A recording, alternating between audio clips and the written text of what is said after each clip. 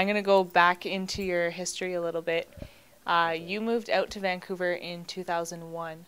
Was that solely to pursue your acting career? That's all it was for, yeah. I had a friend who originally was in Vernon as well. He came out here a couple years before I did, and he had some luck on X-Files and a few other shows. And so I was always asking him what shows he was on and who he's working with, and he would tell me, but I'd never asked him to hook me up because I like getting that kind of stuff myself. And then I was at a barbecue in Vernon, and somebody from Vancouver had a friend in, and he happened to be an agent.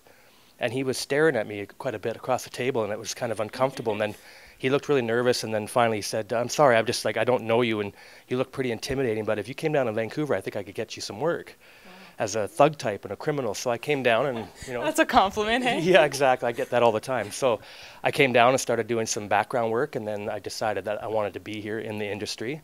So then I slowly started taking some acting classes, and then finally ventured out and found an agent, and then just started going from there. And since being here, I mean, you've had a number of different gigs in the industry. I'm going to start with Bong of the Dead, which you and I have both, we've done a fair bit with that movie. Yes, and love it. Rather than myself explaining your character, can you tell my viewers a little bit about who you were? Sure. Well, I play Alex Montgomery Dickens III, this crazy-looking creature here. And he's basically, from what Thomas has told me and from what I've seen in zombie movies, the first actually talking zombie. So I guess he's either very intelligent or his body was affected differently by whatever else happened to all these people. So he decides that he has had enough with the living, and he wants to raise an army and take them out and rule the world, all these zombies, you know. So he basically starts off with 2 guys in his army, and he's very proud of that, but it doesn't obviously work. He soon finds out after capturing one of the lead guys that 2 is not enough, so we don't see him till later on in the movie, and suddenly he's got a lot more.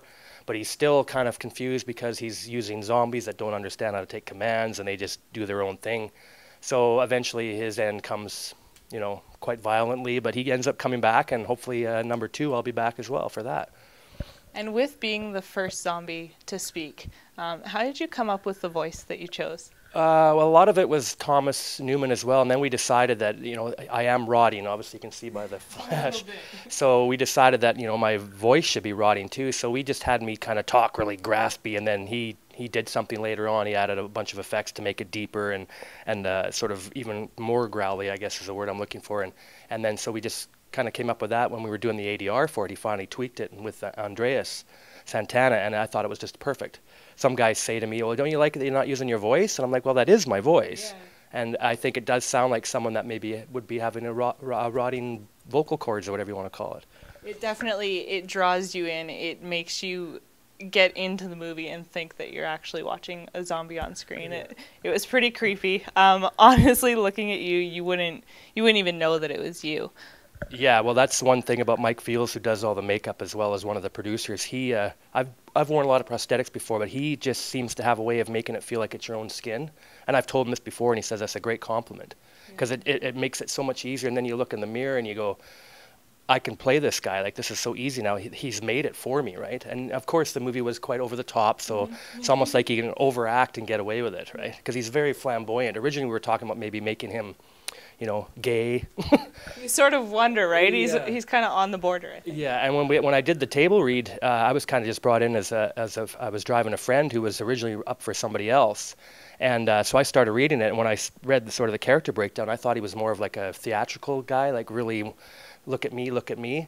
So I guess when we were doing the rough read, everybody kind of thought I was doing it, you know, with some gay tendencies. And I said, no, that wasn't my intent.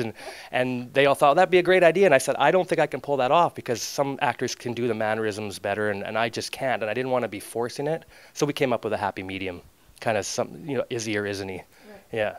And you talked a bit about Mike Fields. Now, when he put the makeup on you, how long is that process? I think that was about 2.5, 3 hours in and about an hour and a half out, maybe an hour out. But we were taking our time too. I mean, there was at the set we're working at, they had this beautiful bar with every vodka I've ever seen. So I remember we started, and then we were about 20 minutes into it, we were taking a break, and we went down there, and he's like, "You want a drink?" And I'm like, "Well, I've never had the red one before. Let's try that." So we had a few, and then we went back up and did some more. And then he told me, "That's no more of that, because if you have alcohol in your system, the makeup doesn't stick that well, right?" Okay.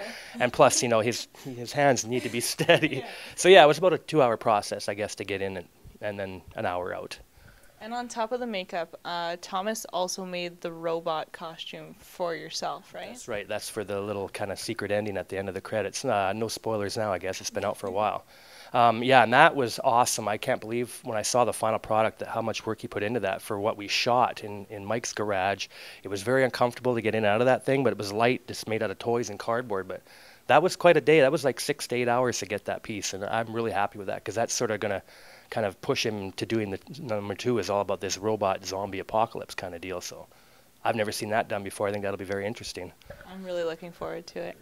Now, from Bong of the Dead, you've done some work on a Vancouver TV series, Alcatraz. Alcatraz was fun. That was actually one of the first things I've booked recurring, and sadly it got canceled before I got to do more than one episode. So it was a good thing to get me going that way, but also it was very disappointing because I really liked the prison side of that series, and it was too bad that it got canceled.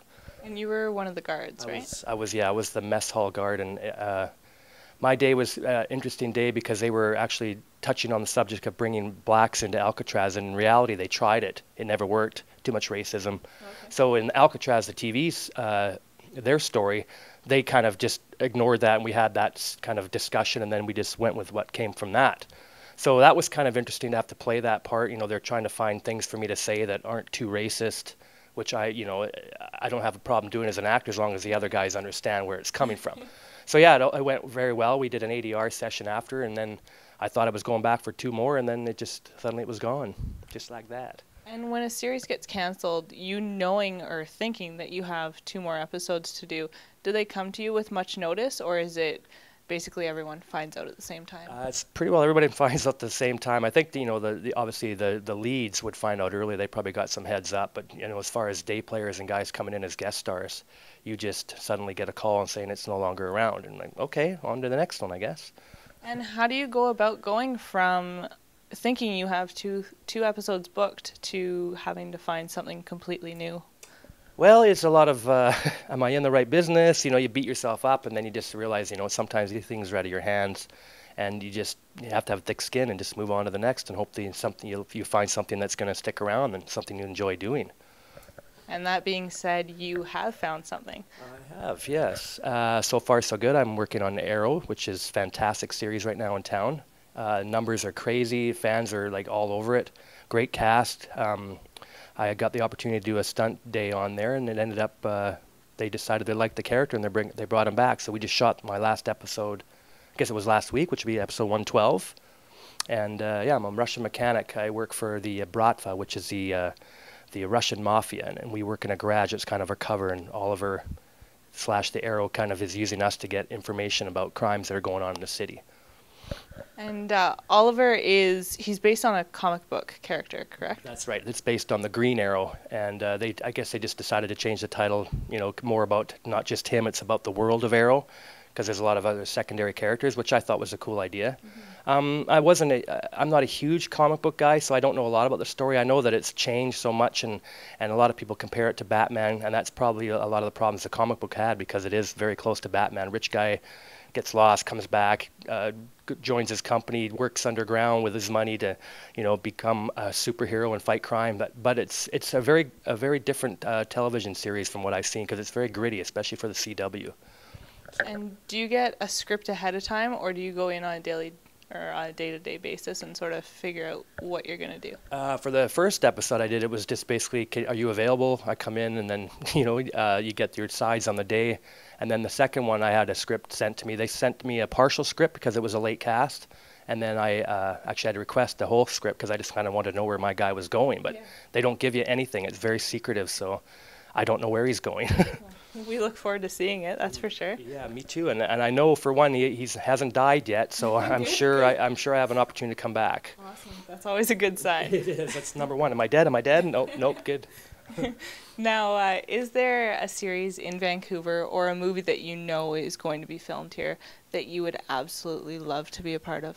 Well, I know Godzilla is coming in here, and I would love to find something on that. I don't care what, because I was a huge fan growing up. Obviously the old movies with the guy in the suit. It's a lot different nowadays, but yeah, that would be awesome to get in on something like that. Absolutely.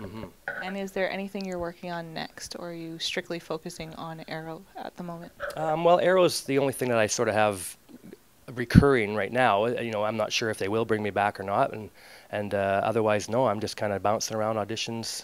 Fringe is rolling up this week. As next 2 weeks it's done, and I do a lot of stuff on there as well. So I'm hoping to get back on there as an actor before they're finished, because there's going to be some pretty big finale stuff going on in that one. I'd want to be a part of it for sure. And is it their last season this year? Yeah, this is their last season. It was a shorter season. I think they just did 13, but they were lucky to get the 5th season, so everybody's very happy that they're back, and it's set in the future right now, which is a really cool thing that they've done. It's completely different from their other seasons, so I'm really looking forward to see how they actually tie it together. Good. Well, all the best in the future. Thank you very much. Thank you so much for speaking with me. I have one more question that I tend to ask all of my guests. Okay. It's about your sock choice. I'm wondering what socks you decided to wear today and why. Well, I'm wearing their basic black socks because, quite frankly, I have so many pairs of them from Christmas and sales that I just buy the black ones. And is that an always thing? Always black? No, in the summertime I'll wear the little short white ones. They're a lot lighter and they don't leave as much fluff on your toes if you want to get into the. I haven't heard that one yet. Yeah, the blacks tends to do that. You'll ask some guys and they'll complain about the same thing. Good to know. Thank you so much, Barry. Thank you. Cheers. Pleasure.